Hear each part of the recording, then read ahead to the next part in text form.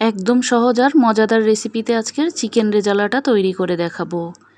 এভাবে তৈরি করলে কিন্তু খেতেও ভীষণ মজার হয়।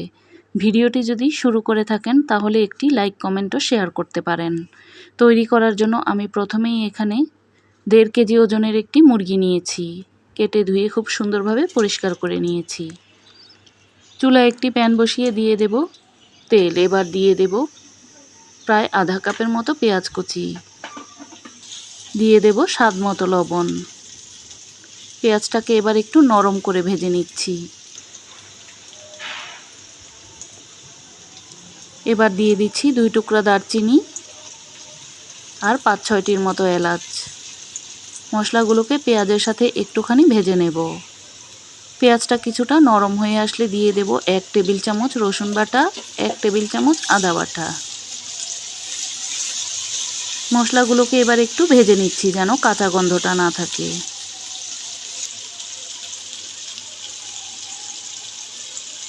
আমি এখানে সামান্য একটু জয়ত্রী নিয়েছি, হাত দিয়ে এরকম গুঁড়ো গুঁড়ো করে দিয়ে দিচ্ছি। এতে করে ফ্লেভারটা কিন্তু খুবই ভালো আসবে। এবার দিয়ে দিচ্ছি 1 চা চামচ জিরার গুঁড়া, 1 চা চামচ ধনিয়ার গুঁড়া, 1 চা চামচ লাল মরিচের গুঁড়া। আমি কিন্তু এখানে কোনো হলুদ দিচ্ছি না।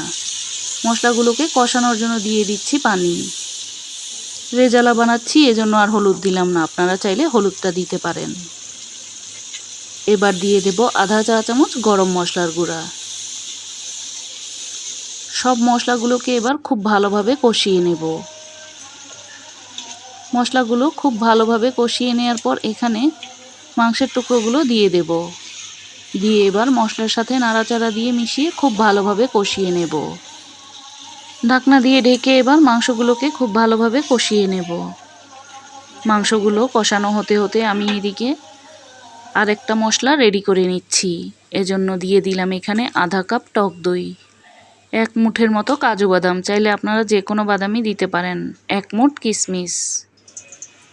এবার ব্লেন্ডার জারে নিয়ে নিয়েছি আর দিয়ে দিলাম পেঁয়াজ বেরেস্তা। এবার আমি সবগুলো মশলা ব্লেন্ড করে নিচ্ছি।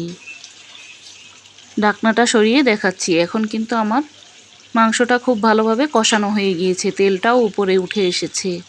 এবার আমি ব্লেন্ড করে নেওয়া টক দইয়ের সাথে ওই মশলাটা দিয়ে দেব। দিয়ে এবার নাড়াচাড়া দিয়ে খুব ভালোভাবে মিশিয়ে নিচ্ছি।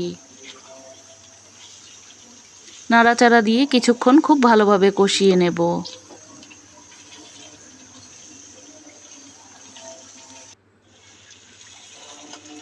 কিছুক্ষণ কষিয়ে নেওয়ার পর দেখতে এই রকম হয়েছে। এবার দিয়ে দেব 1 কাপ লিকুইড দুধ। আমি কিন্তু এখানে পানি দিচ্ছি না, দুধ দিয়ে রান্না করলেই কিন্তু রেজালাটা খেতে বেশি ভালো লাগে। এবার দিয়ে দেব 1 টেবিল চামচের মতো কেওড়া জল। এখন কিছুক্ষণ রান্না করে নিলেই কিন্তু তৈরি। এবার নাড়াচাড়া দিয়ে মিশিয়ে আমি উপরে দিয়ে দেব কয়েকটি কাঁচামরিচের ফালি।